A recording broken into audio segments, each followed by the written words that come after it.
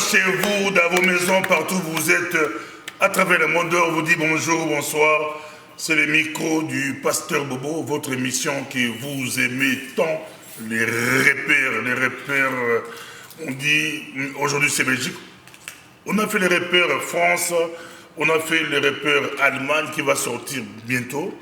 Maintenant, nous faisons les repères Belgique. Mais les repères Belgique, comme c'est Belgique, ça se passe en direct, c'est vraiment en direct.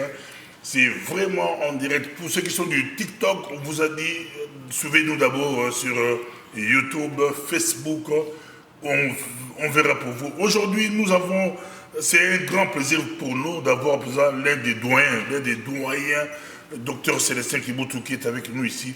Bonjour, Dr Célestin Kiboutou. Bonjour, cher Pasteur Bobo. Comment vous portez? Ça va très bien, le Seigneur est là, et la grâce de Dieu est avec nous. Nous sommes en bonne santé et nous pouvons continuer à servir le Seigneur. Donc l'un des doyens, des références dans cette ville, c'est eux qui ont bougé cette ville avec le feu Martin Mouchébé. C'est la vérité. Nous étions ensemble, nous sommes des contemporains et on commençait en février 1985 et nous en octobre de la même année. Voilà. C'est aussi un plaisir avec nous d'avoir Pasteur Joël. Joël est venu un peu plus tôt que Mouchébé Kiboutou. Lui, il est venu un peu plus tôt, parce que vers les années 79 ou 78, il était ici en Belgique. On aura aussi son témoignage. Ça va nous faire du bien. On nous suit partout à travers le monde. La Belgique, c'est la référence. Tout a commencé ici en Belgique. Aujourd'hui, on voit beaucoup d'églises. C'est vraiment extraordinaire. Je commencerai par Pasteur d'abord Joël. Vous êtes venu quand ici en Belgique? Moi, et pourquoi? Je suis venu en Belgique pour étudier. Donc, je suis venu comme étudiant en 1978 et le français durant 78. Non, en 76, pardon.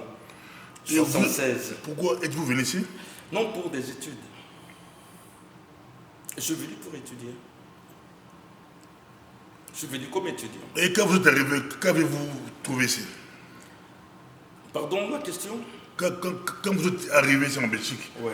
Bon, au coup de la ligne, qu'est-ce qu'avez-vous trouvé? Oh, ok. Quand je suis arrivé, donc la première chose, bon, tout d'abord, je suis fils de pasteur, je suis né dans une famille chrétienne. Hein. Donc, la première chose que j'ai cherchée, c'était l'église.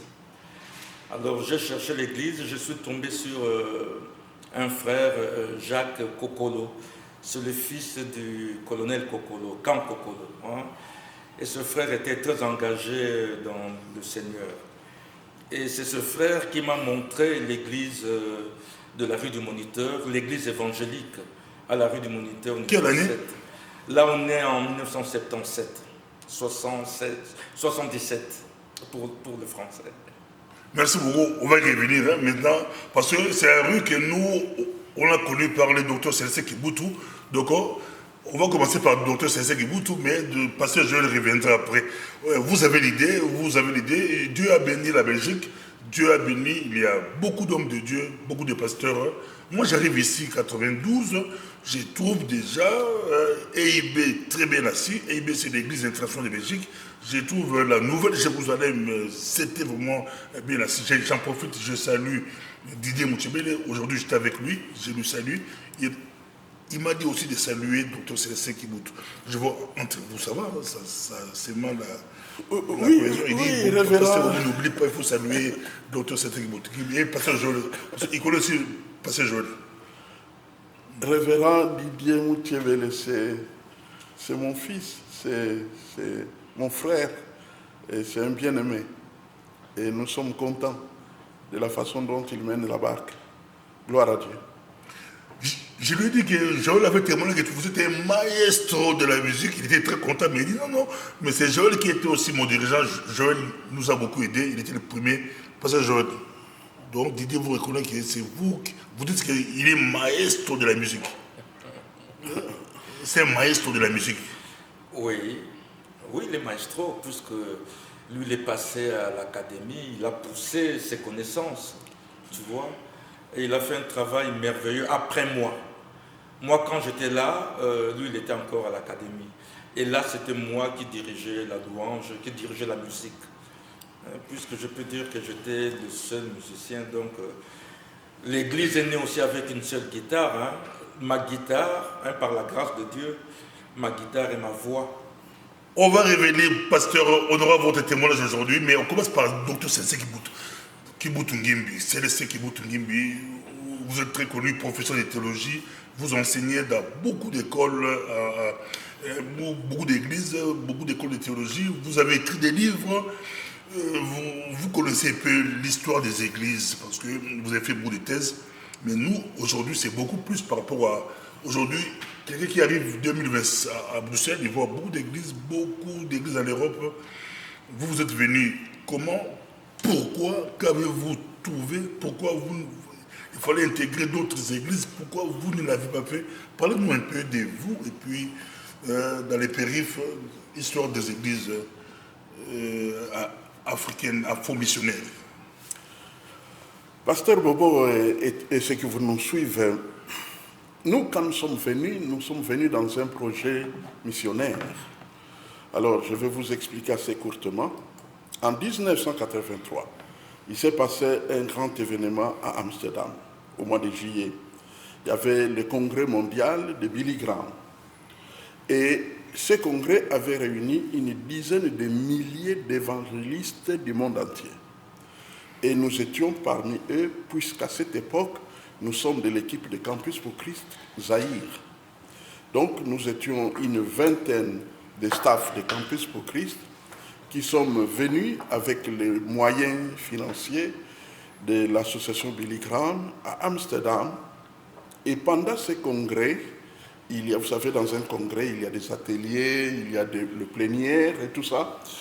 Dans l'un des ateliers, le sujet était évangéliser la jeunesse de la diaspora européenne. Alors ça m'a intéressé, inévitablement.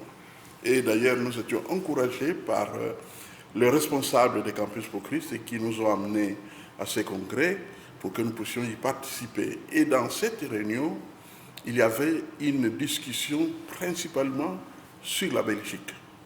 Pourquoi la Belgique? Parce que dans le monde missionnaire, à cette époque-là, la Belgique était présentée comme le pays le moins évangélisé parmi les francophones. Et donc, il y avait un désir de savoir qu'est-ce qu'on pouvait faire en Belgique. Et en ce moment-là, il y avait des gens qui ont parlé, je ne m'en souviens pas exactement, mais je me souviens de la présence des missionnaires de Campus pour Christ du nom de Wayne Hurlbert, un Américain. Et donc, nous étions là et on a posé le problème. Qu'est-ce qu'il faut faire pour évangéliser la jeunesse zaïroise estudiantine en Belgique? La réponse de Campus pour Christ, de notre mouvement, était directe. Il faut trouver des Américains qui ont fait l'Afrique et envoyer ces Américains en Belgique pour qu'ils évangélisent les Africains qui se trouvent en Belgique. Wayne Hurlbert a réagi en disant « ça c'est totalement une solution vieille de l'époque coloniale.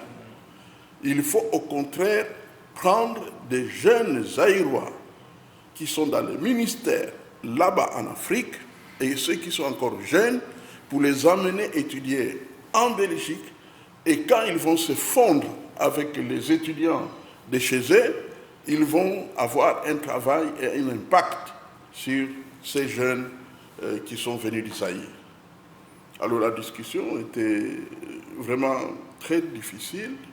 Pour finir, Wayne Hurlbert va démissionner de Campus pour Christ et il va lancer un petit mouvement dans lequel il a impliqué une vingtaine d'étudiants du Zaïre, staff de Campus pour Christ, pour les emmener ici en Belgique afin qu'ils évangélisent.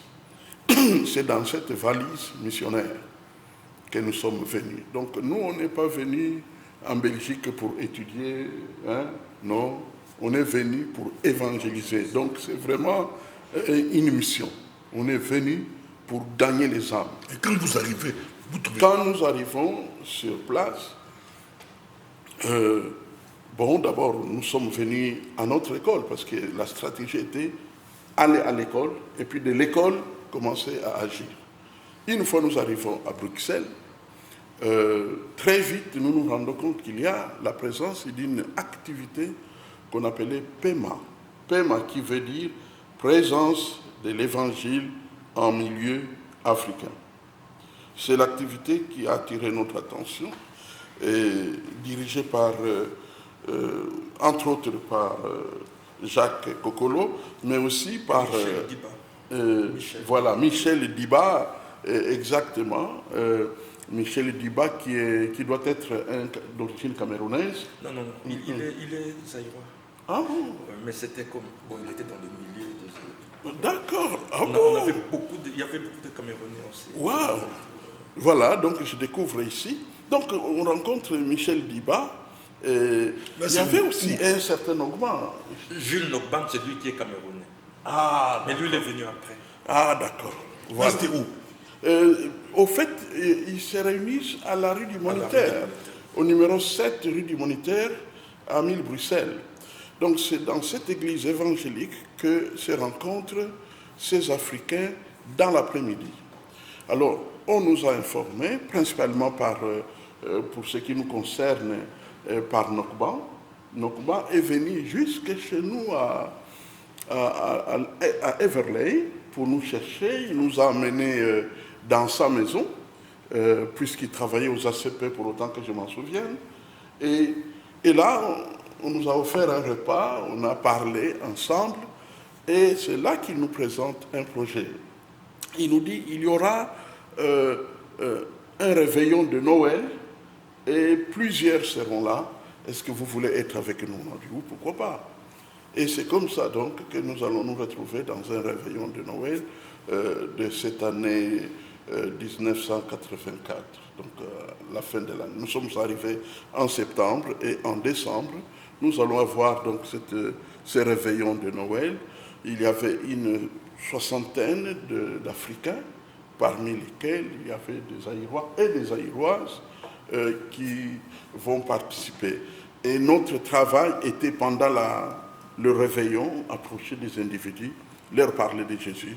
Et au fait, on était vraiment des missionnaires.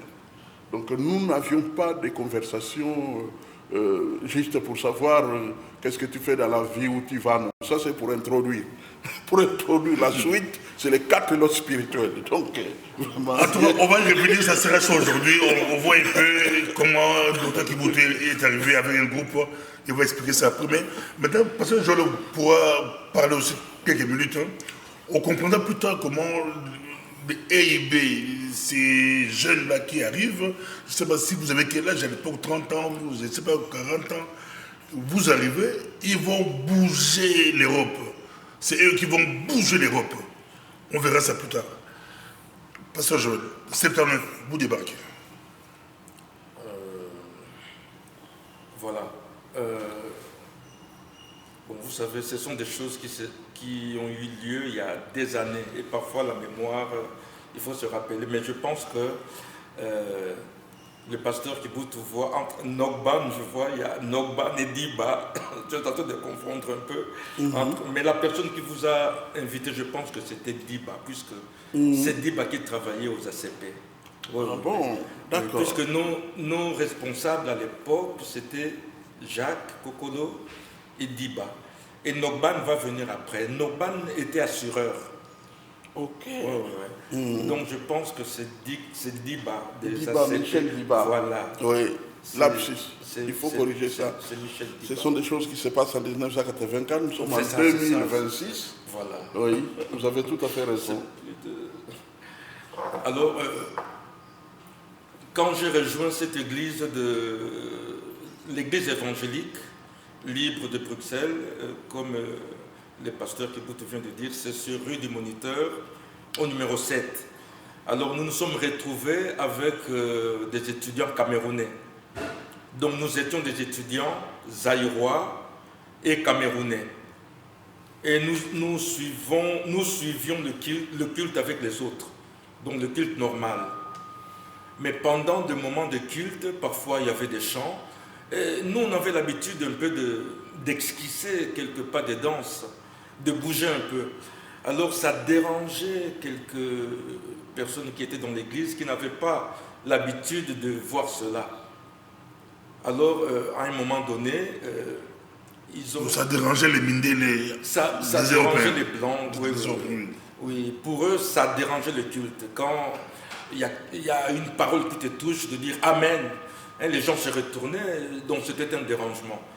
Et bouger, même taper les mains parfois, donc c'était un dérangement.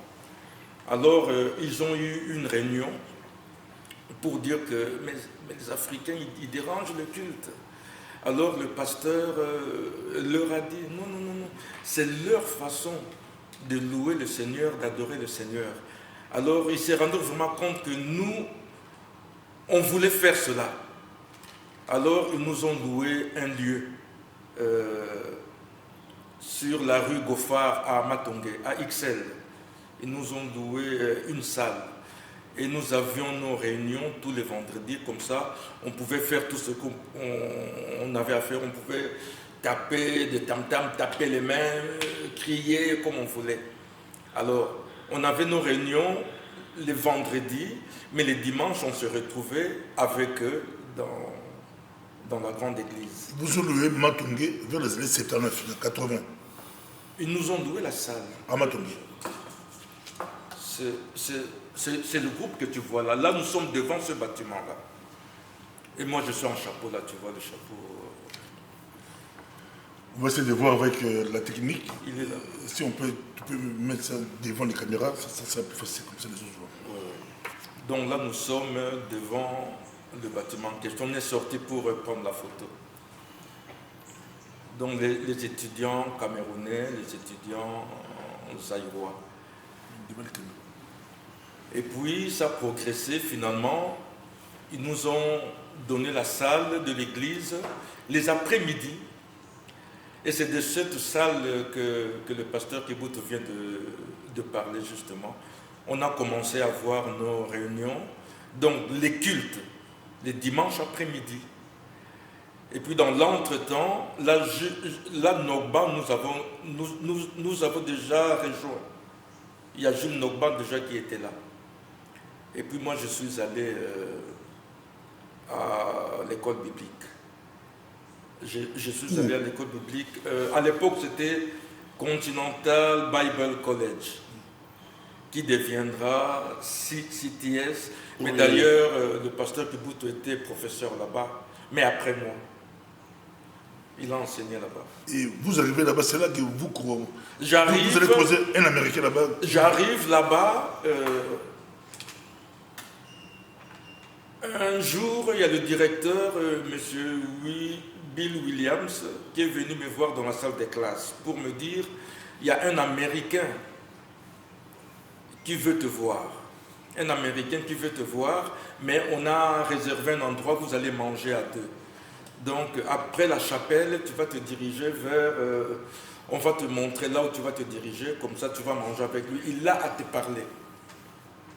Et je suis allé au lieu qui m'avait été indiqué et j'ai vu l'Américain qui était là, c'était John Tijerina.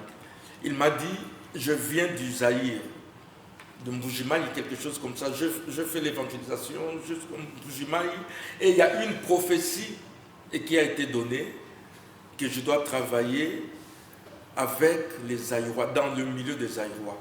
Et je vois, ça rejoint ce que le pasteur Kibout vient de dire, évangéliser la diaspora. Donc c'est vraiment la même vision. Et c'est ce que John m'a dit, qu'il y a eu une prophétie, je dois travailler avec les Zaïrois. Alors je ne savais pas où trouver les Zaïrois. Il n'y a qu'ici, à l'école américaine, parce que je suis américain, donc je suis venu me renseigner. On m'a dit qu'il y a un Zaïrois. Et j'étais le seul Zaïrois à l'époque. J'étais le seul Zaïrois. Donc je peux dire qu'à l'époque, des internes, en parlant des internes, nous étions deux Africains. Moi et un Burkinabé, qui était boursier. Et c'est miraculeusement d'ailleurs que Dieu m'avait conduit dans cette école-là. Puisque financièrement parlant, à l'époque, c'était une des écoles la plus chères. Et moi, je devais être interne. Donc l'histoire est longue. Là, c'était vraiment un miracle de Dieu. Et puis, on a parlé, il m'a dit, voilà, on va commencer une œuvre. Alors moi, je lui ai dit que moi, j'étais occupé, donc je ne pouvais pas œuvrer avec lui parce que c'était notre période des examens. Et en même temps, je lui ai dit, il y a d'autres aérois qui se réunissent à Bruxelles, sur Square de Noville. Square de Noville, je pense que King était là-bas aussi. Alors, en ce moment-là, beaucoup d'années se sont écoulées alors. Pardon? C'est-à-dire que 1984 a déjà eu lieu. Oui, oui. D'accord. Je lui ai dit, il y a d'autres aérois qui se réunissent. Là, nous sommes en 84, 85, à cheval, oui, entre 84 et 85. Oui. Je lui ai donné l'adresse. Je pense que c'était numéro 12, si j'ai bonne mémoire, puisque ça ne me quitte pas. Moi, je savais qu'il y a des aérois qui se réunissaient là-bas. Je me disais toujours que j'irais à cette réunion, mais je remettais toujours. Alors, quand il était venu, je lui ai dit, il y a d'autres aérois qui se réunissent là-bas. Je pense que vous l'avez peut-être vu là-bas, peut-être il a fait un tour là-bas. Puisqu'il y a d'autres personnes qui étaient là-bas, qui sont venues quand l'œuvre avait commencé. Quand l'église, enfin, pas la Nouvelle Jérusalem, hein, puisque avant c'était l'église de Dieu. C'était l'église de Dieu. L'église a commencé, j'ai rejoint l'église. Ça a commencé avec qui? Avec nous, l'Américain? Avec Tijerina, oui. Mais l'église de Dieu existait déjà, des Blancs. Ça existait. Maintenant, lui, il est en train de suivre la prophétie, de travailler avec des aérois. Alors maintenant, il y avait l'église de Dieu avec des Blancs et l'église de Dieu avec des aérois, qui deviendra la Nouvelle Jérusalem. Je les ai rejoints, je me suis occupé de la musique. Donc, en l'occurrence, là. Vous avez travaillé déjà avec Tijerina? Non, je commence maintenant à travailler avec Tijerina. Quand j'ai rejoint John Tijerina, parce que je lui avais dit qu'à l'ouverture, je ne serai pas là. Je ne serai pas là à cause de l'école, parce que je suis interne. Et l'école n'a pas encore fermé. Et puis je l'ai rejoint, je pense, après un mois, ou peut-être moins. Alors, on m'a donné la chorale, et il m'a donné la chorale et la jeunesse. C'est Tijerina qui vous donne la chorale et la jeunesse. Ouais. Mais à l'époque, déjà, Moutchébé était déjà avec vous. Quand je suis allé là-bas, j'ai trouvé le pasteur Moutchébé Le Martin. Voilà, ça c'est le début. Donc ça, ce sont les jeunes, les seuls jeunes qui étaient là. Et moi, tu me vois là-bas avec ma guitare. Donc là, c'était vraiment le début de la Nouvelle Jérusalem. Voilà. Et après, l'église va s'agrandir.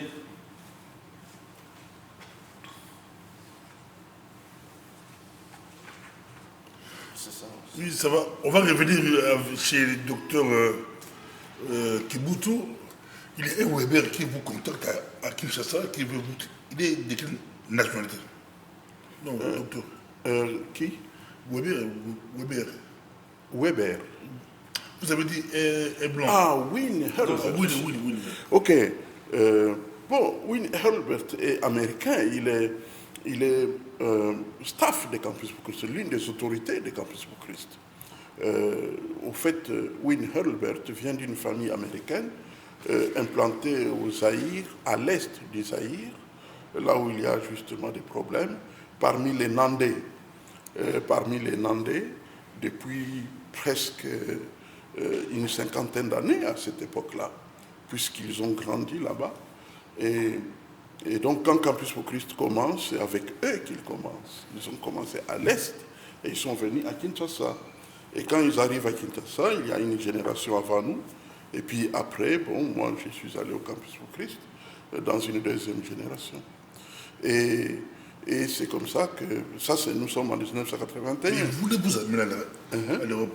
Je vois comme si, comme a dit Pasteur Joël, c'est comme si la vision de Tijerina, lui aussi voulait, Dieu lui a dit de venir travailler dans la diaspora, en Europe avec les aéros. Vous, c'est un Américain qui vous prend à Kinshasa, Oui. qui vous amène en Europe avec une mission. Oui. deux visions. Oui, c'est ça. Et ces deux groupes-là qui vont impacter l'Europe, impacter la diaspora, impacter les Africains. Plus tard, ça sera vous. Bon, ça sera plus Will, ça sera plus Tigel. Oui, nous sommes là dans un plan souverain de Dieu. On voit que c'est Dieu qui a voulu annoncer l'évangile à la jeunesse africaine en Europe. Et le mot d'ordre là-bas à Amsterdam était « car c'est eux qui vont diriger l'Afrique de demain ». Il faut donc les avoir pendant qu'ils sont encore sur le terrain de l'école, parce que quand quelqu'un est encore aux études, sur le terrain de l'école, il est ouvert, il cherche des repères, il réfléchit sur son avenir, qu'est-ce qu'il va devenir. Et c'est un bon moment pour lui communiquer la vision du royaume des cieux. Donc, effectivement, Will Hurlbert nous a amenés ici. Alors, je suis très content des remarques du pasteur Joël Tunga, que je connais depuis cette époque-là. Et on est resté en très, très bonne relation amicale. Et donc, voilà, donc, ce qui fait qu'on a même chanté dans un groupe qui a fait plus de 60 villes d'Europe pour annoncer l'évangile. Et tu vois le pasteur de Boutou, là. Oui, donc... Ici oui, je cherche. Il faut, il est au milieu. Il faut bien... Ah, c'est lui. Oui, c'est le pasteur de Boutou. Et moi, je joue avec la guitare. Ah, Dieu est bon. Dieu est bon. Oui. Il y a... On en a commencé ensemble. Donc, au milieu, là-bas, c'est pas ceux qui montent. Au milieu, ils sont... Les images parlent de mieux que de mots. Donc quand tu fais le débat avec quelqu'un, si tu sors l'image, c'est comme un marteau de juge sur la table. Tu ne peux pas discuter avec des images. C'est très bien. Mais ici, c'est tous des prédicateurs. Hein. Je vois Elie Mamboli, il y a Dr Kibutu. Il y a Thomas. Oui, dans la suite, tous nous sommes devenus des prédicateurs. Excepté, je ne sais pas si Mbayou est là. Mbayou est là. Oui, donc probablement c'est lui seul qui n'est pas devenu pasteur, pour autant que je m'en souvienne, mais il était très actif dans les milieux. Il était très actif dans les milieux. Donc voilà, ce qui fait que quand nous arrivons, nous trouvons Pema, mais nous avons vu dans la structure de Pema que nous ne sommes pas venus pour ça, parce que vous savez, quand vous quittez les Zaïre, vous venez en Europe dans le but d'évangéliser, vous ne pouvez pas comme ça entrer dans un mouvement que vous trouvez sur terrain, pour lequel nous ne comprenons pas trop ça a commencé, où ils vont, où, quelle est leur vision, qu'est-ce qu'ils veulent devenir. Eux voulaient bien que nous puissions intégrer dans les groupes, mais très vite nous nous sommes rendus compte qu'il y avait probablement, je n'ai pas toutes les preuves, mais il y avait probablement des problèmes de leadership. Oui. Donc, ce qui fait que nous nous sommes dit non, on ne peut pas être... Et aussi le fait que nous étudions en dehors de la ville de Bruxelles, c'était à Everley, c'est quand même à 30 minutes de Bruxelles, voilà, à l'IBB, à l'Institut biblique belge, et donc nous ne pouvions pas être vraiment actifs. Par contre, nous avions notre agenda. Venir à Bruxelles, rencontrer les Zaïrois partout où ils se trouvent. Et très vite, nous avons repéré 3 sites où se trouvaient les Zaïrois. Nous avons découvert qu'il y avait sur une certaine rue Alsace-Lorraine à Bruxelles une sorte d'internat, retrouvailles des étudiants, maison africaine, comme on l'a appelé, la maison africaine, et puis l'aéroport comme étant un lieu sûr où au moment des arrivées comme des allées, il y avait des Zaïrois, et enfin la région de Matongé. L'Alsace-Lorraine se trouve bien à Matongé, mais oui. Vous avez beaucoup travaillé aussi à l'ULB. Oui. Oui. Vous avez beaucoup évangélisé à l'ULB. Oui, et ça c'est plus tard, quand nous allons maintenant faire un travail un peu plus suivi, c'est là où nous sommes allés à l'ULB. Donc j'ai fait vraiment le porte-à-porte aux côtes de l'ULB. De l'étudiant. Oui. aux côtes des étudiants. Les blancs. Donc oui. Donc j'arrive là, je sonne sur le côte, parce qu'ils ont des côtes, mais une porte d'entrée principale, avec une sonnette.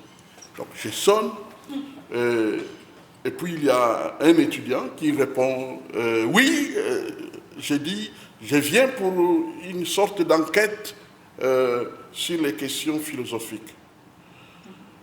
Alors il y a l'un qui pouvait dire, les étudiants sont occupés, au revoir. Ou un autre qui pouvait dire, tiens, et qu'est-ce que vous racontez? Si vous m'ouvrez, vous allez savoir.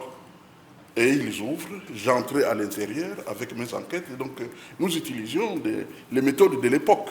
Donc j'avais tout un questionnaire, 30 questions que je voulais poser aux étudiants. Et ils étaient intéressés à répondre. Et moi, j'ai noté leurs réponses, et ainsi de suite. Et puis, je leur disais que dans un mois, vous aurez les résultats de l'enquête, et ainsi de suite. Et dans l'entretemps, 4 lois spirituelles.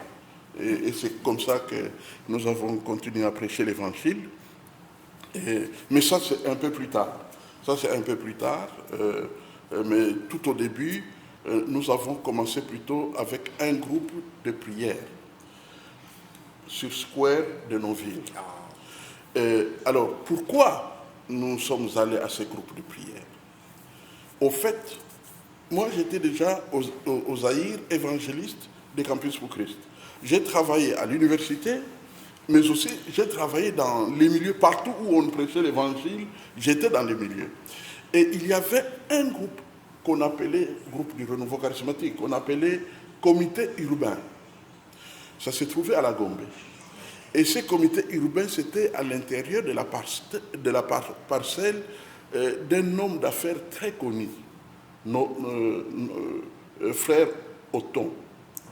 Le frère Othon était un homme très influent. Malheureusement, comme il est mort assez tôt, quoiqu'on était très proches, je n'ai pas eu le temps de savoir il venait d'où, il était quoi. Tout ce que je savais est que lui, il pouvait aller chez Mobutu facilement. C'était un homme vraiment fort connu. Et alors, quand il est venu, nous l'avons amené avec nous, c'est-à-dire dans le cadre des Campus pour Christ, quand nous sommes venus à la conférence de Billy Graham en 1983, nous l'avons inscrit dans la liste parce que nous collaborions dans ce groupe-là. C'est-à-dire c'est nous qui apportions les affermissements et ainsi de suite. Il y avait le frère Othon a collaboré avec, entre autres, l'ingénieur Célestin Galamou-Lomé du Canada. Donc il était encore tout jeune là, avec sa femme hôtesse de l'air. Donc vous voyez un peu le type de milieu. Et nous nous sommes donc retrouvés en Europe avec le frère Othon. Le frère Othon, quand il a appris que nous étions à Bruxelles, il a dit, il y a une famille que j'ai évangélisée quand nous étions là pour le programme de Billy Graham. Et cette famille, c'est un gardien de... Je crois qu'il doit avoir été un gardien, je ne sais plus si c'est de Bilima ou quoi. Donc, le frère, le mari. Mais la personne qui était la plus connue, c'était Marie-Paul. Marie-Paul est la femme de ces Mbati. Je ne sais plus quel était son nom. Voilà, mais bon, on peut retrouver le nom facilement. C'était un gardien de Bilima, vraisemblablement. Donc, ils étaient là, établis à Square de Noville. C'était un grand appartement, ils avaient beaucoup d'enfants. Et donc, c'était devenu un peu comme le siège de la rencontre de beaucoup de jeunes Zaïrois. Et nous sommes allés et nous avons trouvé qu'on pouvait s'organiser pour faire un groupe de prière. Donc, nous avons commencé à donner les affermissements, commencé à prêcher chaque mardi soir, les groupes de mardi soir. Alors, d'où vient le mot mardi soir? C'est le célèbre groupe du renouveau à Kinshasa, avec la maison de la Ligue pour la lecture de la Bible à Lingwala, sur Catonor. Donc le fait que là-bas on se réunissait le mardi, donc on n'a pas eu à réfléchir, mardi. Et donc on a commencé à se réunir le mardi soir. Extraordinaire, on va continuer avec vous aussi. Oui. Maintenant, je reviens, je suis passé avec la guitare, peut-être vous allez encore chanter un petit cantique, mais Pasteur Joël, vous, on vous connaît à l'époque, Dieu vous a aidé, vous avez aussi aidé notre communauté par la musique, mais vous chantiez avec les Papa Wemba et les autres. Ça s'est passé comment et comment Dieu vous a récupéré les années là? Rapidement, comment Dieu vous a récupéré pour aider l'Église, être le premier dirigeant de l'Église Nouvelle-Jérusalem, ou Église de Dieu? Je dois dire que Dieu a ses plans. J'avais signalé ici que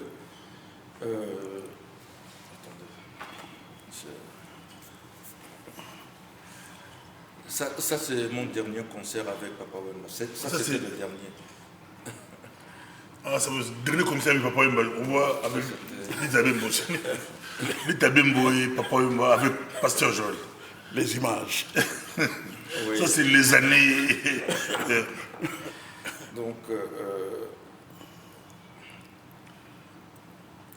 voilà. Donnez-moi 30 secondes s'il vous plaît. Donc c'est vraiment extraordinaire. La Belgique, c'est vraiment la référence. On est très content d'avoir Dr Kibutu qui est professeur de théologie, pasteur d'une grande église en Belgique, conférencier de renommée internationale. Il a aussi dirigé une association de la diaspora congolaise. Il a sillonné, j'ai eu la grâce de voyager avec lui. On était en Suisse, France, Allemagne, un peu en Suisse et France. En tout cas, il est en Angleterre. Angleterre aussi. Un grand, aux Pays-Bas. Aux Pays-Bas, oui. Grand orateur. C'est un orateur de haut niveau. Et Dieu soit lui. Et que Dieu soit vraiment lui.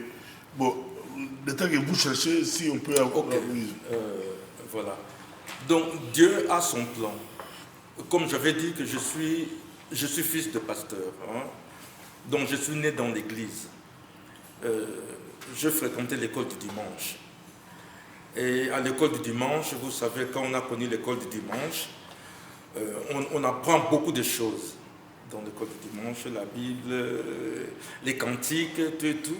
Et je pense que pendant tout ce temps, Dieu s'aimait des choses en moi. Dieu investissait. Hein.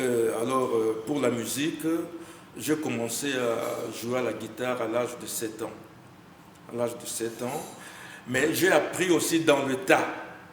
Hein, dans le tas, chez des musiciens. Hein, puisque quand nous sommes allés habiter à Matongé, là, vraiment, j'étais gâté par des musiciens. J'étais dans la même rue, dans la même avenue qu'un certain musicien Bongo Wende. Hein, Bongo Wende, il était soliste. Et je jouais beaucoup avec lui. Et j'étais tout près de Pépé Feli de Zaïko. Il venait aussi à la maison, j'allais chez lui. Hein, là, j'avais 16 ans et j'apprenais aussi. Donc, il y a Biliabel qui était dans ma rue aussi.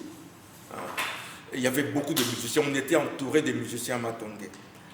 Alors, je ne jouais pas à l'église, mais j'ai appris dans le tas. J'étais bon guitariste. Mon premier concert, c'était à l'internat que je l'avais fait à l'âge de 17 ans, en dehors du regard des parents, puisqu'il ne fallait pas que mes parents le sachent. Mais je ne voulais pas m'engager dans des orchestres parce que papa était pasteur.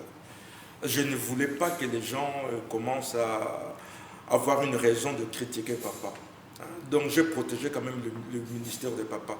Alors quand je suis venu ici en Europe, ma rencontre avec les jeunes de la rue du Moniteur, puisqu'on avait réunion tous les mercredis dans le sous-sol. Alors il y avait des guitares, on chantait des cantiques. C'était pour la première fois que là, je commençais à chanter des cantiques. Mais je connaissais déjà les cantiques sans les jouer, hein, les cantiques de chant de victoire. Je connaissais à l'âge de 8 ans, 9 ans, je connaissais cela. Alors, j'ai compris après que c'était un investissement de Dieu. Et j'ai compris, même le monde m'a pris, c'est vrai, mais je ne voulais pas me faire professionnel. Je jouais avec ces gens-là parce qu'ils me payaient. Nous étions des étudiants. Je jouais aussi en boîte. Hein, c'était notre libanga. Donc un travail d'étudiant, au lieu d'aller faire la vaisselle, moi c'était ma guitare. Alors c'est comme ça que les gens des Haïko à l'époque, les orchestres ne venaient pas, c'était les musiciens, les stars qui venaient individuellement. Et quand ils arrivaient, moi je les accueillais avec ma formation, mes amis. Alors quand c'est Papa Wemba qui venait, c'était Vive la Musica. Quand c'est Nyo Kalongo qui venait, c'était Zaïko. Si Lita Bembo vient, c'est Stoukas. C'est vous qui l'accompagnez? Oui, c'est moi qui étais... Il n'y avait pas d'autres musiciens, c'est vous les étudiants? C'est nous, et moi j'étais leur soliste. Et on vous appelle Vive la Musique. Voilà. Voilà, donc là, par exemple, le concert que tu vois là, hein, que Wemba est là, donc c'était Viva. Viva, pourquoi? Parce que c'est Wemba. Oui. Et c'était mon dernier concert. Je me souviens de ce concert, je devais vite prendre le train pour aller diriger la chorale. Après les concerts. Après les concerts. Et après, Dieu m'a dit non, tu laisses tomber cela. Alors je laissais tomber. Donc Dieu avait investi, puisque quand nous avions commencé l'église, en tout cas les chants le cantique, comment? Le cantique, les chants de victoire. Nous avions démarré la Nouvelle Jérusalem avec les chants de victoire. Et là, je connaissais grand chose. Et c'était des chants très, très, très édifiants. Ce n'était pas avec des animations, hein, de Yeshua. Non, ce n'était pas ça. Mais c'était avec des chants qui parlaient, qui enseignaient, puisque dans ce chant-là, il y a des exhortations, il y a des enseignements. Et les jeunes, les gens aimaient beaucoup cela. Alors jusqu'aujourd'hui, bon, je ne sais pas maintenant, mais jusque quand l'évêque Moutibeli était encore là, on chantait encore dans les chants de victoire. Mais c'est moi qui ai commencé, qui ai introduit les chants de victoire. Et il n'y avait pas de cantiques. J'écrivais, on tapait à la machine et j'allais photocopier des feuilles que je donnais. Et c'est après seulement qu'on va acheter des cantiques. Donc j'ai compris que ce que Dieu avait fait en moi, à l'école du dimanche, même quand je jouais avec les gens du monde, c'était un investissement. Que j'étais là aussi pour apprendre, puisque quand on a commencé, j'étais le seul guitariste. Même quand l'église, on a atteint 300 personnes, j'étais le seul guitariste, la guitare et la voix. Donc il n'y avait pas... c'était la guitare et la voix. Merci beaucoup, témoignage extraordinaire, je reviens. Il y a un point que j'aimerais dire justement, que je suis aussi... Bon, c'est vrai que je dois le dire, c'est mon histoire. Oui. Hein. Quand nous avions commencé l'église de la Nouvelle Jérusalem, moi j'avais l'âge de 26 ans. 26, j'allais vers les 27 ans. Et je suis un des cofondateurs aussi, parce qu'on a été au moniteur belge pour le statut de l'église. Et moi, j'ai signé le statut de l'église pour commencer l'œuvre. Quelle église? Là, enfin, c'était l'église de Dieu. Ou la Nouvelle Jérusalem? Non, Nouvelle Jérusalem, ça c'est... Ah, c'est après. Bon, pour moi, la Nouvelle Jérusalem, c'est l'église de Dieu. C'est la continuité parce qu'on n'a pas commencé cette église... Quand vous avez signé, c'était avec Tijerina. Avec Tijerina et l'évêque Moutibeli aussi était là. Tijerina, l'américain. Il était frère Martin à l'époque. Et puis toi... Et puis moi, le pasteur Métello, un certain Jean Palmance, un certain pasteur, monsieur, j'ai oublié, j'ai oublié son nom, et puis John Tijerina. On en a été, nous sommes des signataires, et ça, il y a encore des documents, je pense que le pasteur Didier le sait aussi. Donc je suis un des cofondateurs de la Nouvelle Jérusalem. J'espère que Dieu vous bénisse aussi. Je reviens, ma soeur, vous pouvez chanter un peu. On va revenir chez Dr Kimou tout directement. L'église AIB, ça commence comment? Vous commencez par un groupe de prière, mais plutôt oui, ça devient une église qui va bouger la ville. Voilà. C'était qui des jeunes? Non, le groupe de prière des squares de nos villes, quand nous arrivons, nous lui donnons une forme. C'était un lieu où les gens se retrouvaient, mais maintenant, il y a des affermissements, il y a des exhortations, donc on structure en quelque sorte l'activité. Et les gens étaient heureux de nous avoir. puisque nous sommes venus sur recommandation du frère Otto dont j'ai parlé tout à l'heure. Du frère Otto qui était donc le père spirituel de Marie-Paul et son mari. Donc, ce qui fait que nous prenons la direction du travail, on est tout le temps ensemble, hein, on fait des grands projets, on se retrouve pour des repas, donc on bouge en quelque sorte. Mais Wynne Hurlbert avait un plan clair. C'est que lui a rencontré un pasteur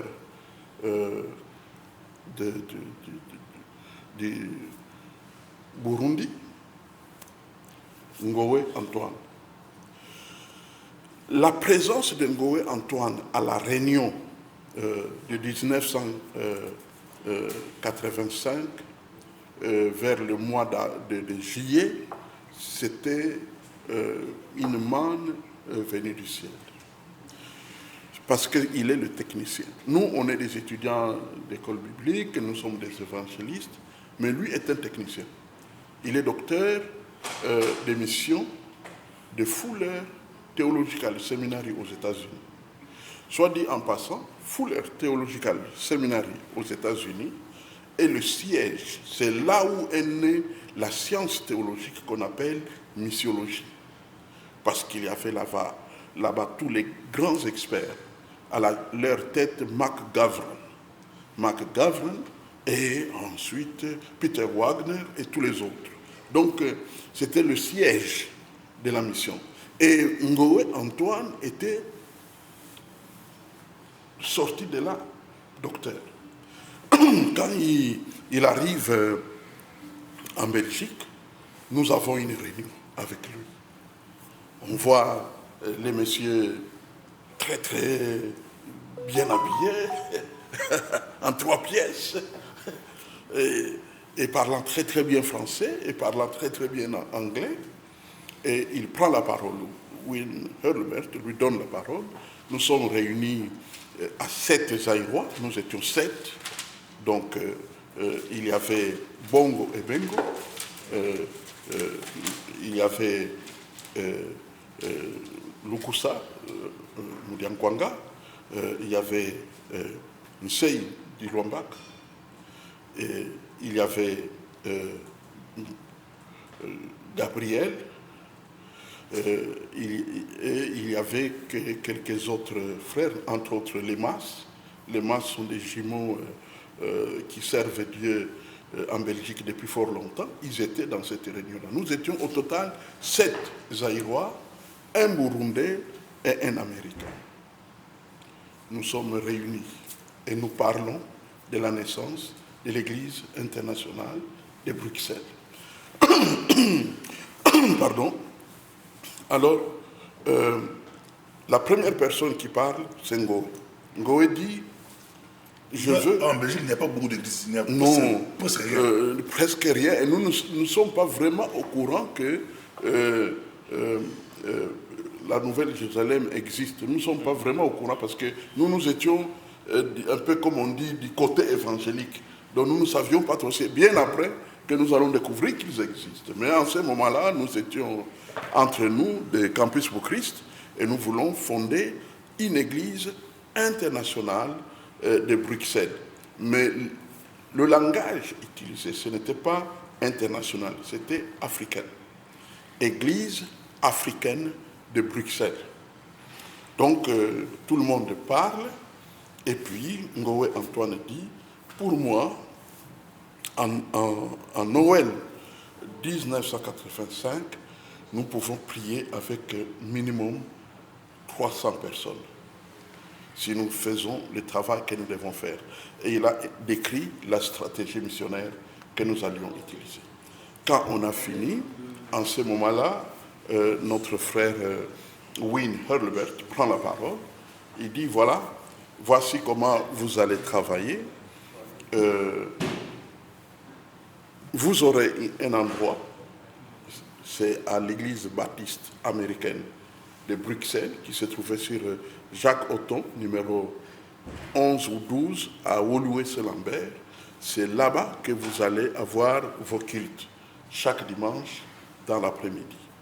Et voilà, donc c'est ce qui va. Alors, quant à la structure, il a dit, bon, Bongo et Kibutu, vous allez être les pasteurs. Ça s'est dit dans cette réunion missionnaire. Bongo et Kibutu, vous allez être les pasteurs. Mais dans la suite, j'ai constaté que certains discernements, vous pouvez savoir, vous pouvez sentir. Quand vous êtes chrétien, vous avez le Saint-Esprit. Vous pouvez sentir les gens contents et mécontents. Donc, ce qui fait que je ne saurais jamais vous expliquer. Je ne les ai pas entendus parler. Donc, mais j'ai compris que certains n'étaient pas contents du fait comment ils prient comme l'un des pasteurs. Et comme j'ai toujours été ce frère qui dit loud ce qu'il pense, directement, j'ai dit, bon, mes frères, pour ne pas compliquer les choses, le pasteur, Bongo sera notre pasteur, moi je vais travailler à l'évangélisation. Et comme ça, on va travailler de cette manière-là. Bon, certains n'ont peut-être pas compris pourquoi j'ai réagi de cette manière, mais pour moi, c'était ma manière de résoudre les problèmes. Et donc, nous avons compris. Mais pourquoi Ngowe voulait que je sois l'un des pasteurs? Il me le dira en aparté. Il me dira que tu es très influent et tu es évangéliste. C'est toi vraiment l'évangéliste. Donc, si on ne te garde pas dans le leadership, il m'a dit, tous les autres ne peuvent pas voler de leurs propres ailes. Mais toi, tu peux voler de tes propres ailes. Et nous te gardons dans le leadership. Alors, c'est comme ça que nous restons avec... Je lui ai dit, je suis un homme qui est fidèle aux engagements. Oui, il nous a fait un grand bien. Le plus grand bien de notre époque, par rapport à nos petites vies, on ne peut pas les laisser tomber. Donc, on va travailler ensemble. Et c'est comme ça que nous allons avoir notre premier culte à l'église baptiste, là-bas, sur Jacques-Othon, près de Tombert, là-bas à Ouloué-Lambert. Et nous allons avoir donc là-bas notre premier culte. Et à ce culte, il y a eu 16 personnes. Comme nous avons eu une réunion après le culte, donc je me souviens très très bien que les chiffres comptabilisés à ce culte-là, c'était 16 personnes. Parmi les 16, il y avait nous qui étions étudiants à l'Institut belge. Il y avait des membres qui sont venus des squares de nos villes. Et il y avait ceux qui ont été contactés lors de réunions, des réunions d'évangélisation à gauche, à droite et tout ça. Donc nous étions au total 16 personnes. Voilà. Donc nous avons commencé le culte et de ce moment-là, c'était lancé. Très peu de temps après, moi je rencontre Joël Poutifray et nous constituons le groupe Les Bassakoli. Donc, et c'est lui qui était l'évangéliste. Voilà. Donc, voilà. L'EIB, ce n'était pas l'église de Bongo. Non, c'était né dans une réunion. C'était collégial. Une réunion. Donc c'est collégial. Ah oui, mais on choisit Bongo comme pasteur. Attention, ceux qui s'amusent avec l'histoire, ils doivent savoir que l'histoire n'est pas un jeu avec des vestes où on retrousse les manches. Non. L'histoire de l'EIB, c'est une histoire missionnaire. Donc l'EIB, on n'a pas trouvé... Bongo est même venu après moi, d'Isaïe. Moi, je suis venu avant, amené par Winnie Hurlbert. Donc, ce qui fait que quand nous étions réunis dans cette réunion dont tout le monde est supposé se souvenir, nous étions vraiment là.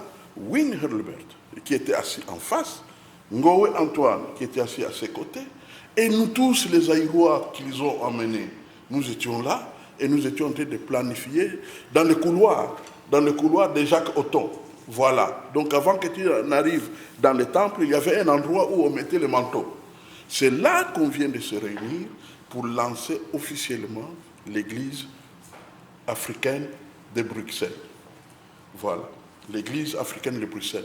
Quelque temps seulement après, quand nous irons maintenant à la rue du Moniteur, C'est là que le nom va changer à cause de l'entrée dans l'équipe de dirigeants d'un Français ou un Belge, Marc Masson.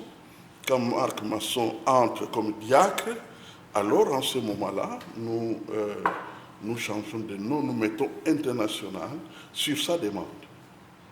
Oui. Donc Marc Masson a dit, bon, vous dites africaine, bon, moi j'aime bien être africain, mais je ne le suis pas. Alors qu'est-ce que vous pensez? C'est comme ça qu'on a dit, mais pourquoi pas prendre international? Voilà.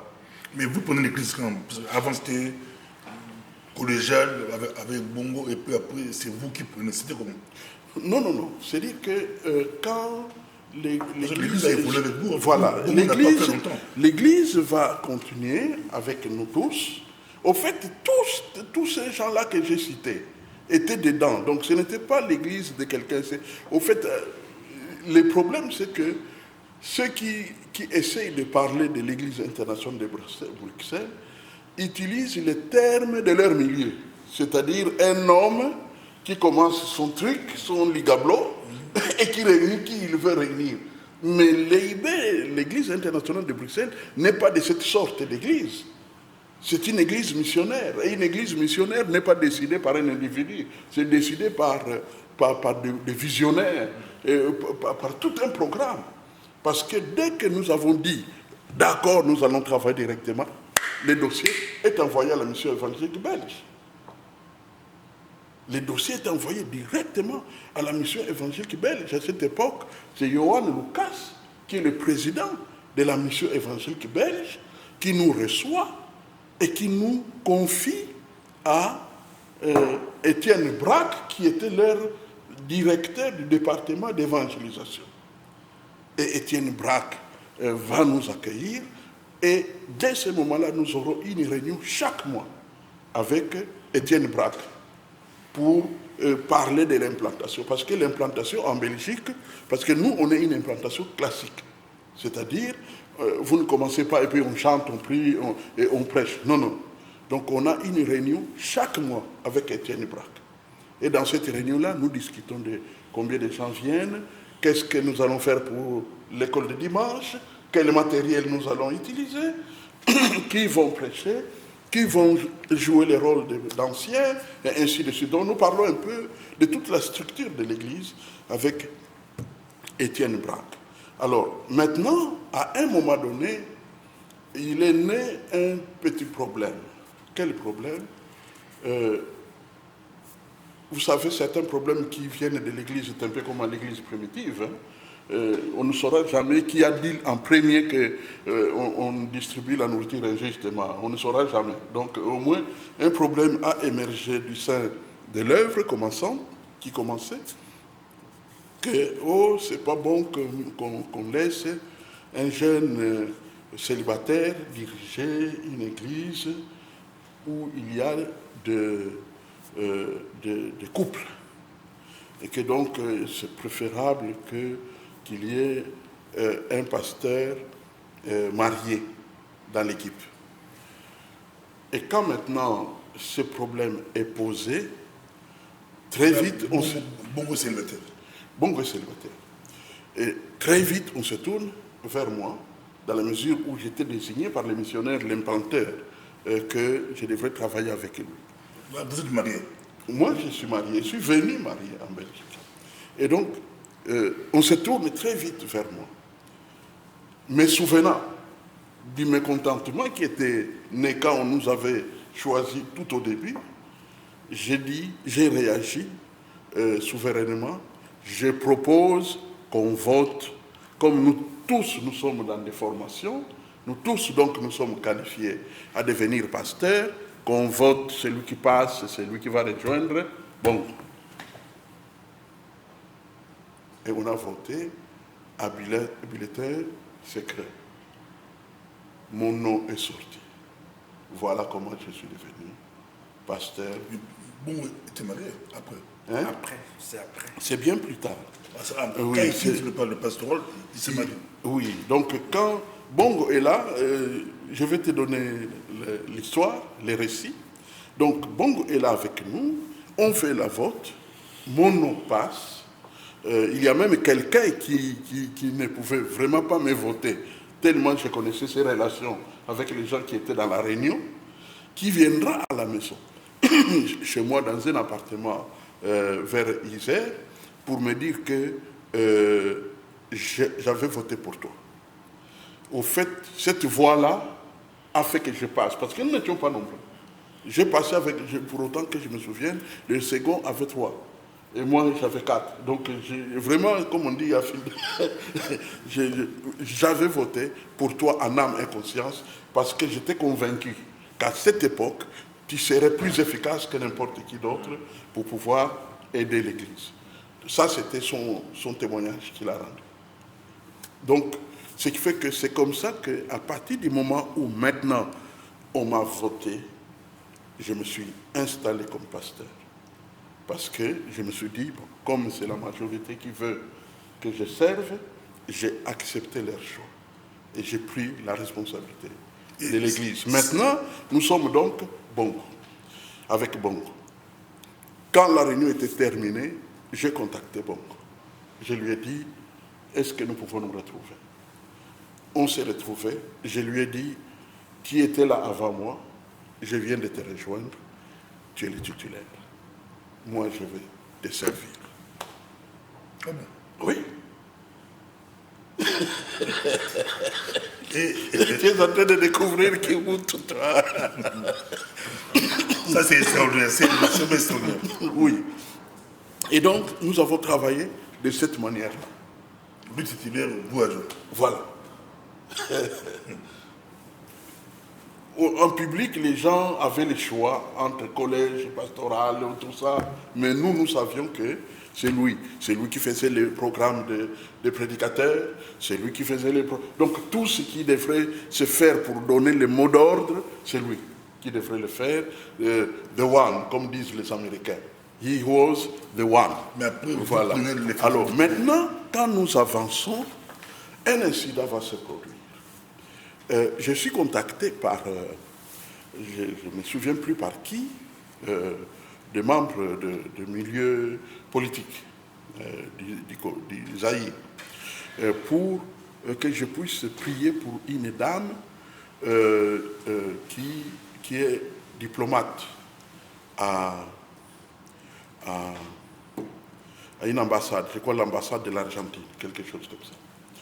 Et comme je suis avec Bongo tout le temps, donc c'est normal que je dis au pasteur Bongo, il y a un cas pour lequel nous allons prier. Et nous sommes allés prier pour la dame. Nous avons prié pour elle, le travail était hardi parce que nous n'avions pas beaucoup d'expérience dans la délivrance. Nous en savions quelque chose, mais pas déterminant pour terminer un cas dans un temps record. Donc, ce qui fait que c'est devenu presque un groupe de prière de délivrance chez la dame. Et la dame était très bien installée dans la vie parce qu'elle était diplomate. Elle nous servait des choses très succulentes après la prière. Donc, ce qui fait que nous avons servi... On dit pas pour la vie. Voilà. Donc, nous avons joyeusement servi la dame. Et puis... bon, à un moment donné, il y a de l'intérêt. Moi, je ne peux pas savoir comment une femme, peut-être, s'il y avait une femme dans notre équipe, elle pouvait nous dire qu'attention, la personne pour qui vous priez commence à avoir un œil sur l'un d'entre vous. Moi, je ne pouvais pas savoir. Donc, nous allons prier, nous retournons, nous allons prier, nous retournons. Et puis, à un moment donné, je constate que, bon, il y a une proximité entre la dame pour qui nous avons prié et le pasteur Bongo, une proximité particulière. Et puis, bon, un jour, je saute les détails, un jour, je suis chez moi à l'appartement, le frère Bongo sonne. Il vient, il me dit, nous... oui. Il vient, il me dit, voilà, nous venons de la commune. Nous venons de la commune, nous sommes allés nous renseigner pour voir dans quelles conditions nous pouvons nous marier. Donc voilà, les projets étaient là. J'avoue que moi j'ai eu peur. J'ai eu peur parce que, pour deux raisons. D'abord, le fait que c'était interculturel, interracial. Nous n'étions pas habitués au mariage blanc, noir et tout ça. Donc j'ai quelque part un peu eu peur, au point que je lui ai dit comment les membres vont réagir. Bon, il a dit, écoutez, si il n'accueille pas mon projet, moi je vais faire ma vie quoi, avec ma femme. Et malheureusement, le climat va se gâter. Nous n'étions pas tous nous n'étions pas tous, comme on dit, blancs dans le langage. Nous avons commis des fautes, moi j'ai commis des fautes dans la communication par rapport à ce projet de mariage du pasteur Bongo. Mais bon, les dames ont un peu plus parlé, tout ça. Vous savez, les Aïrois étaient différents des Congolais, mais pas beaucoup. Pas beaucoup. Donc, ce qui fait qu'il y a eu des bruits qui sont arrivés chez les couples, pour dire que non, les gens ne sont pas contents, que c'est une nouvelle convertie, que le pasteur ne peut pas se marier avec une nouvelle convertie, qu'il y avait tout un tas de choses. Et les Blancs qui étaient dans l'église étaient choqués parce que nous avions beaucoup de Blancs à l'époque, étaient choqués par un tel comportement de la part des Aïrois. De quel droit vous levez contre un projet de mariage en bonne et due forme? Est-ce que vous les accusez d'impudicité? Est-ce que vous les accusez de quoi? Ils s'aiment et ils veulent se marier. Quelle est votre part dans tout ça? Et donc, ce qui fait que beaucoup de Blancs ont pris parti pour les couples. Et nous étions un peu comme pris au dépourvu. Et je peux dire, en toute honnêteté, qu'il n'y avait pas quelque part une sorte, par exemple, un complot ou une attitude pour faire du mal ni aux frères ni à la sœur. Il n'y avait aucune raison. Nous connaissions qui était Bongo. Nous savions que Bongo, c'est un bien-aimé dans le Seigneur. C'est l'un des chrétiens mûrs de notre époque. Et surtout, un géant prédicateur. Lui, il a fait combien d'années comme pasteur principal? Il a fait combien d'années comme pasteur principal? Nous avons commencé en octobre 84. Nous sommes venus à la rue du Moniteur en 85. Donc je peux dire que c'est plus ou moins une année. Oui. C'est vous qui avez plus de 40 ans, c'est vous? Oui, c'est dire que voilà, j'ai pris l'église du pasteur Bongo, non, ça n'a rien à voir. Moi-même, je n'ai pas pris l'église. Nous la servons tout simplement parce que nous étions là. Au départ, même, il y avait une idée de mettre les pasteurs sous mandat. Mais c'était par ignorance, parce qu'on met les pasteurs sous mandat quand vous avez, par exemple, 5, 10 églises dans une communauté. Alors là, vous pouvez mettre les pasteurs sous mandat. Mais si vous avez une seule église et vous mettez les pasteurs actuels sous mandat, qu'est-ce que cela veut dire? Cela veut dire que dans 5 ans, il n'est plus pasteur, et puis on prend un autre. 5 ans, il n'est plus pasteur, et puis on prend un autre. Non, ça n'a pas de sens. C'est extraordinaire. On va tenter de faire la fin d'ici là, mais on aura peut-être une deuxième partie, ça sera notre sœur Marianne va chanter avec le pasteur Joël. Mais je pense aussi, J'aimerais bien faire chanter aussi le pasteur Riboud, parce qu'il est chanteur aussi. Mais je vais prendre un chant facile. Un chant facile où, pour ce dimanche, Alléluia, Alléluia. Hein? Je pense, ah oui, c'est un alto formidable. Mais le voix. Oui, on a fait beaucoup de pays avec... Beaucoup de pays aussi. Ah oui. Jusqu'en Yougoslavie, Tchécoslovaquie, Suisse. On nous a même invités aux États-Unis, mais on n'est pas allé. Le grand groupe Bassakoli. Oui, oui, oui. Je mets pour cet immense bonheur. Mais vous vous reprenez seulement Alléluia. Alléluia. Et pas à un moment donné.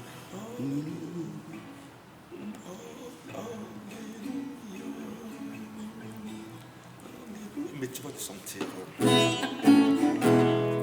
Pour ce immense bonheur, Alléluia, que tu as mis dans mon cœur, Alléluia, je veux te chanter, Seigneur, Alléluia.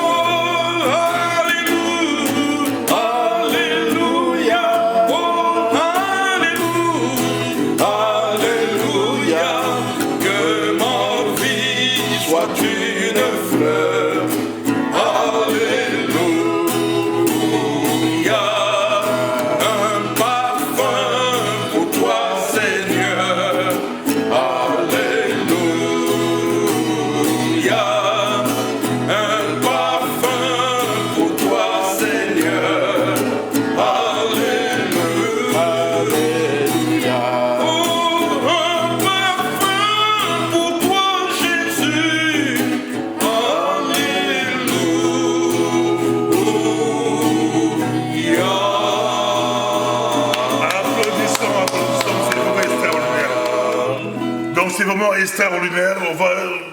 Il nous reste peu de temps. On aura deuxième partie après, peut-être mois d'août. Ça a été un plaisir pour nous. Mais en même temps, Quand Dieu agissait avec eux, il y avait aussi d'autres groupes, entre autres le pasteur Otto Maningui. Lui, il est venu faire l'école royale militaire. Il quitte Kinshasa vers les années 83, 82, 83. Il débarque ici à Bruxelles. Il était de l'église des messagers à Kinshasa. Dieu l'a utilisé aussi. Il y avait aussi Bishop Kadima qui est venu vers les années, je crois, 80, 81. Kadima aussi était ici. Et un jeune qui est venu de Nzambé Malamu. Eux aussi vont. Dieu va l'utiliser pour commencer Nzambé Malamu à Bruxelles. Kadima était aussi à la Nouvelle-Jérusalem. Après. Mais avant. Non, quand il dit après, avant il vient. Avant Nzambé Malamu. Vous êtes douin, vous connaissez plus que nous. Donc Kadima était ici, après Kadima, il y avait Fisco Shimba, le cousin de Kofi Olomide, Fisco. Ils ont travaillé à l'évangélisation des porte à porte. Donc c'était parallèle, comme il n'y avait pas Facebook, il n'y avait pas TikTok, les docteurs Kibutu exerçaient dans d'autres coins, eux aussi ils étaient dans d'autres coins. Il y avait aussi le pasteur Joël. Donc il y a des pionniers, il y a des gens que Dieu a utilisés dans ces pays. Mais rapidement, pasteur Joël, Tijerina va partir. C'était comment? Et puis Bishop va répondre à l'église, et c'est avec lui que l'église va être aussi plus grande encore. Oui, j'ai la seule photo malheureusement que j'ai avec John Tijerina qui est là-bas, mais on ne le voit pas clairement. Il y a John Tijerina, l'évêque Mouchebele au milieu, et la femme de John, Michel, là. Et moi je suis là. Ici c'est Jacques Kokolo, hein, qui a un des leaders de paiement. Et puis voilà, je me souviens, on est allé chanter, c'était en 85, on est allé chanter à la Nouvelle-Jérusalem. Merci beaucoup. Donc c'était, à l'époque, c'était l'église de Dieu. Hein? Là, c'était l'église de Dieu. Donc c'est comme je dis que la Nouvelle-Jérusalem, c'est la continuité seulement de l'église de Dieu. Donc, et lui, il partira aux États-Unis? Oui, il partira aux États-Unis. Pourquoi il est parti? Il était parti en vacances. Il était parti en vacances aux États-Unis. Et il est resté? Les Américains ont décidé finalement de lui donner quelque chose là-bas. Quand il part, il laisse l'église à qui? Il a laissé l'église au pasteur Mouchebele. Et les gens voulaient que le pasteur continue. Que le pasteur Mouchebele continue. Puisqu'il était percutant quand même dans des messages. Oui. C'est un peu, comme on dit, la voie logique des Africains. C'est-à-dire que, comme ils sont sentimentalistes, c'est lui qui porte plus, c'est lui qui bouge plus, c'est lui qui impacte plus. C'est exactement dans le schéma que tu avais donné. Voilà. C'est dans ce schéma que l'Américain vous avait dit non, pas un Américain qui va faire ça, mais le fils du pays. Voilà, quelqu'un qui vient du Zaïre. Voilà, et Mouchebele, c'était, comme je l'ai dit d'ailleurs dans ma thèse de doctorat, que Mouchebele c'était un orateur hors pair, c'est un grand organisateur, il a travaillé avec une multinationale, c'est un ingénieur, un grand intellectuel. Et donc, chaque prise de mot, c'est un événement. Et ça marque les Aïrois, dès le commencement. Et puis, il aime la prière, c'est un frère en Christ. Donc, bref, les Américains vont tirer une conclusion en quelque sorte. Ils vont dire, bon, John Tijerina, Dieu t'a utilisé pour commencer, eh bien, c'est Mouchebele qui va continuer. Et ça s'est passé en toute paix. Maintenant, les détails, nous, de l'extérieur, nous ignorons. Mais lui était de l'intérieur, il peut dire les choses qui se sont passées. Alors, voilà. Quand on a commencé avec... quand John est parti, ça c'est la photo que j'ai... comme le pasteur a dit que les images... Voilà. Là, nous sommes en 87 maintenant. Oui. Voilà. Donc ça c'est... Alors là, maintenant, l'église est devenue la nouvelle Jérusalem. Avec la vision maintenant de l'évêque Mouchebele. En tout cas, vous qui nous suivez de partout, là c'est bon, parce qu'on a encore une petite réunion avec d'autres Mindéré, les Blancs. Et ils sont très ponctuels. Tout ça, c'est une très belle histoire. C'est moi une très belle histoire. Mais docteur Kibuto, est-ce qu'il y a un petit peu de bagarre on dirait. Tout le ordinateur, il y a les lots. Bon. Ah, j'ai bien rafalé sur la main d'Ido. Bibi, mon qui t'a boulé là, dans le monde. C'était fallu. Il fait là. Donc, bilan, on va les aller. Bon, on a besoin de Batalibanda. Oui, oui. Batalibanda, les deux poids lourds, il y a Mboka. Bazao, si vous prédicateur, vous voyez, à Tei pour la yo, et pas la bango à commater. Bengani, maman. Si vous pas Tei pour la bango, à pas la bilan, vous Bengani, c'était compliqué. Oui, mais c'était la belle époque. Oui. C'était Hector, hein? Donc deux poids lourds la boucle. Il est difficile de parler de cette histoire-là, parce que c'est comme l'ending et l'endong. Chacun a son point de vue. De mon point de vue, le problème qui s'était posé, c'est qu'avec le temps, les chrétiens zaïrois, qui sont par nature parfois un peu des gens qui se promènent un peu. Donc ce qui fait qu'il y a des moments où un chrétien de la Nouvelle-Jérusalem a décidé de venir prendre un peu de l'air spirituel.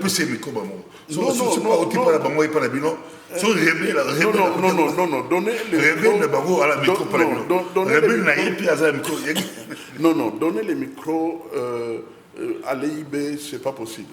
Parce qu'on donne l'expérience, on donne la responsabilité aux gens sur une base précise. À l'EIB, c'était difficile. Ah, bon, ça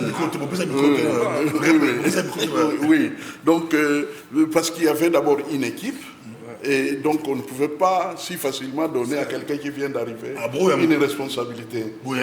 Voilà. Donc, vous le recevez, mais pas... Non, on ne s'en rendait même pas compte. Parce que quand quelqu'un vient et quitte la Nouvelle-Jérusalem, vient chez nous, nous, on ne le voit pas.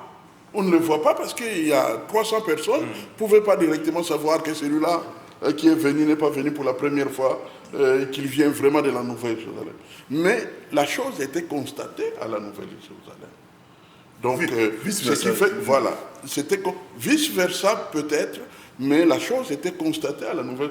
Je vais vous expliquer pourquoi.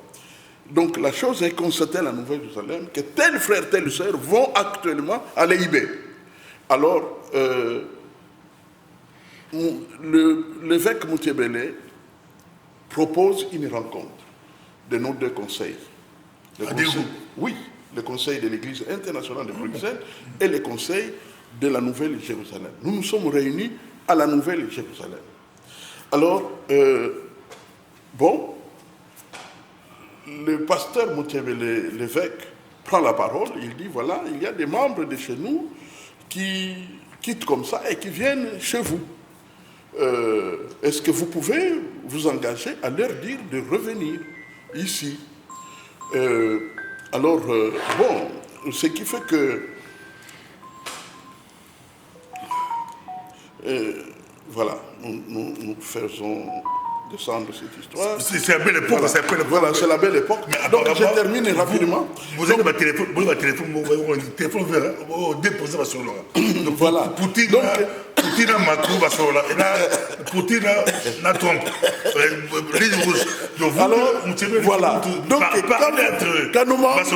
quand nos membres viennent chez vous, dites-leur de revenir ici. Parce que moi, je ne comprends pas comment vous prenez les responsabilités des membres. Si un membre, vous savez qu'il est de la Nouvelle-Jérusalem, vient chez vous, mais il faut le renvoyer à la Nouvelle-Jérusalem. Comme ça, il y a de l'ordre. Sinon, il y aura du désordre. Mes frères, apparemment, n'avaient pas beaucoup à dire. Mais moi, j'ai pris la parole. J'ai dit à l'évêque,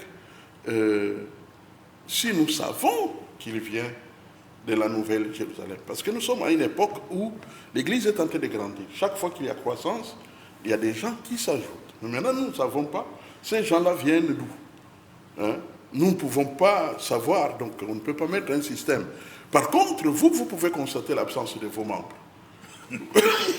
Vous pouvez constater l'absence de vos membres, et vous avez leur adresse, vous avez leur nom, approchez-les, dites-leur, n'allez pas. et revenez. Parce que nous, si nous prenons cette responsabilité, ça sera sans succès. Bon, j'ai l'impression que cette réponse... Mais en vérité, à l'EIB, il n'y avait pas de problème. Oui. Les gens de l'EIB pouvaient venir à la Nouvelle-Jérusalem. Non, moi, ne posait pas de problème. Nous, on est tu vois. Oui. Non, mais c'est ce que je dis. Ouais. Nous, on voit de l'extérieur. C'était Macron, Poutine trompe. Le problème était avec la Nouvelle-Jérusalem. Puisque à la Nouvelle-Jérusalem, on ne tolérait pas que les membres puissent aller dans d'autres assemblées. Donc c'était mal vu. À l'époque, c'était mal vu. Plus tard, oui. Non, on a fait confiance à IDC. Au début, ce sont des choses qui étaient au début, mais plus tard, je pense qu'on a relâché un peu. Oui, mais les deux baromètres sont très proches. Au début, baromètres sont très proches. Voilà. Des vrais amis. Voilà. Donc à l'époque, c'était comme tu dis, c'était comme Fali et Gola. Quoi. Donc c'était ça. Poutine et puis avec les chrétiens qui sont des polémiques. Des gens de polémique, les chrétiens, les Aïrois. C'est les chrétiens qui s'aimaient la zizanie. Oui, bon... moi, je me rappelle à l'époque, on faisait des... Ce sont les gens qui allaient dire que tel était parti dans telle église. Il y a des gens, enfin des accusateurs, je peux dire. Il y en avait. En tout cas, dans des cas que moi j'ai connus, il y a eu des accusateurs. Ah, que tel était parti, on l'a vu dans telle église. En tout cas, on va arrêter vraiment aujourd'hui. On va programmer un programme. Si vous chantez, on pourra terminer parce qu'il y a d'autres personnes, qui vont... On va faire une petite réunion, prendre un verre là-bas, faire une petite réunion. Ça nous aide. C'était bien fait, docteur, c'était Iboutou. Merci beaucoup, docteur, que Dieu vous bénisse. C'est l'histoire, ça c'est l'histoire des églises. Comprendre comment les églises ont commencé. Aujourd'hui, il y a beaucoup d'églises, mais les doyens que nous respectons, qu'on respecte vraiment, j'ai vu, quand on a consacré le pasteur, on a établi le pasteur de l'Europe, même Alain Bossen que je salue. Alain Bossen avait dit, on ne peut pas parler de Belgique sans parler des Kiboutou. On ne peut pas parler de Belgique sans parler des doyens. Là, je salue aussi le pasteur Anakle. Il y a beaucoup de pasteurs qu'on peut saluer, mais Kiboutou, c'est un des grands que Dieu a élevé, qui maîtrise la doctrine, qui maîtrise la Bible, un grand professeur, que Dieu soit lui.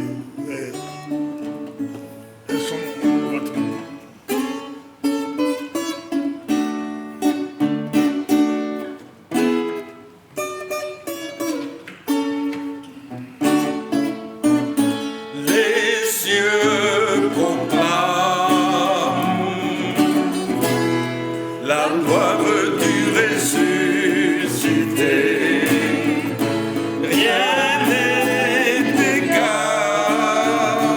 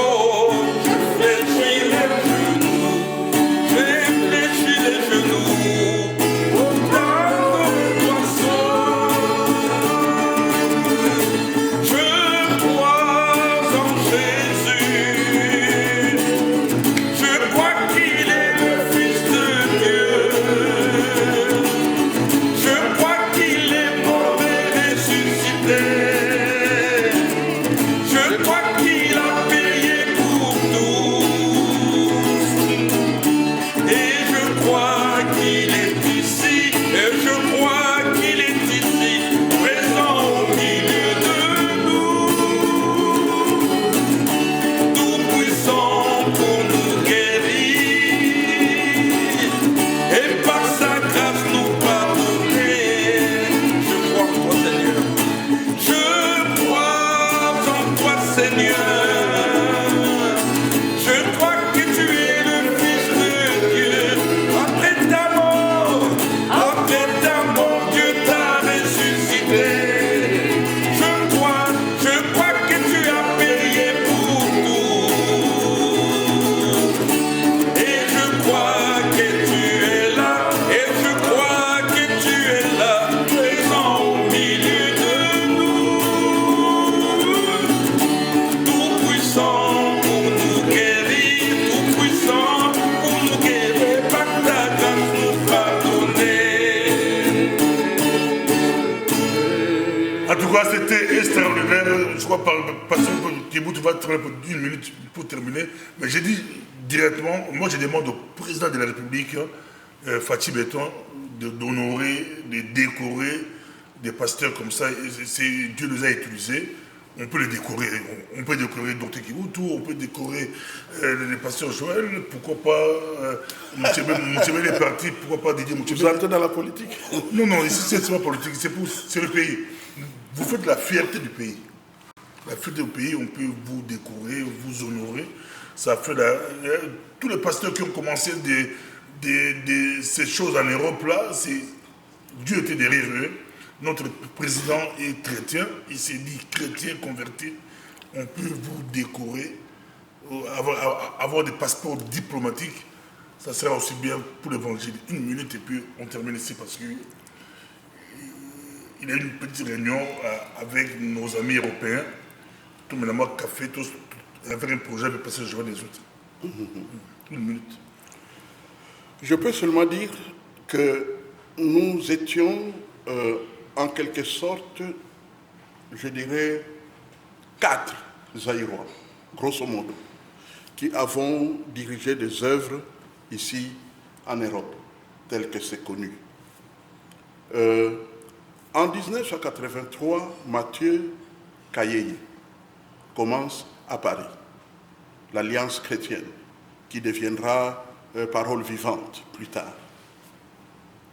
Deuxièmement, c'est notre frère Félix Simakala, Baleta, de Paris, qui commence avec Bethel en 1984. Il commence dans une église baptiste, et là, il voit que 60 membres sont dirigés par 2 pasteurs, il dit, c'est pas possible. Il prend toutes ses économies, il se crée des pamphlets d'évangélisation, 50 000, et il leur présente la vision pour booster le travail. Il refuse cette vision téméraire, et c'est comme ça qu'il commence l'activité. Et puis viennent Martin Moutchébélé avec son frère John Tijerina et tous les autres qui étaient avec eux, et puis nous, au mois d'octobre 1985, nous commençons dans le cadre d'une implantation évangélique avec la mission évangélique belge, avec Win Hurlbert de l'Amérique et toute une équipe de Zaïrois qui étaient invités. Il faut avouer que après juste quelques 3-4 ans, je suis resté pasteur de cette église pour les 40 prochaines années jusqu'aujourd'hui. Nous sommes le centre Église internationale de Bruxelles avec toute une vision assez différente du passé. Merci beaucoup, ça a été un plaisir pour nous. En tout cas, merci Pasteur Joël. Au mois d'août, on va faire 2 parties. C'était juste une partie. On a fait plus de 2 heures pour vous permettre aussi de regarder. La deuxième partie viendra. Je serai en Angleterre aussi pour enterrer l'apôtre Gégé Ngandu, un des pionniers qui a commencé à Londres. On va l'enterrer ce samedi. Nous disons que Dieu bénisse. J'étais en Allemagne chez l'apôtre Sylvie avec Jean-Claude Safari, qui est à Gombe. Et je lance un projet, je lance la Coupe du monde des prédicateurs, Coupe du monde de l'université des vrais prédicateurs. Je suis fier d'avoir Dr Kibutu. Il peut faire partie de l'équipe du Congo, 11 meilleurs prédicateurs du pays. Il peut faire partie des gens qui peuvent nous défendre devant les Hachibolo, devant les TDJX, devant les autres. Merci. Merci.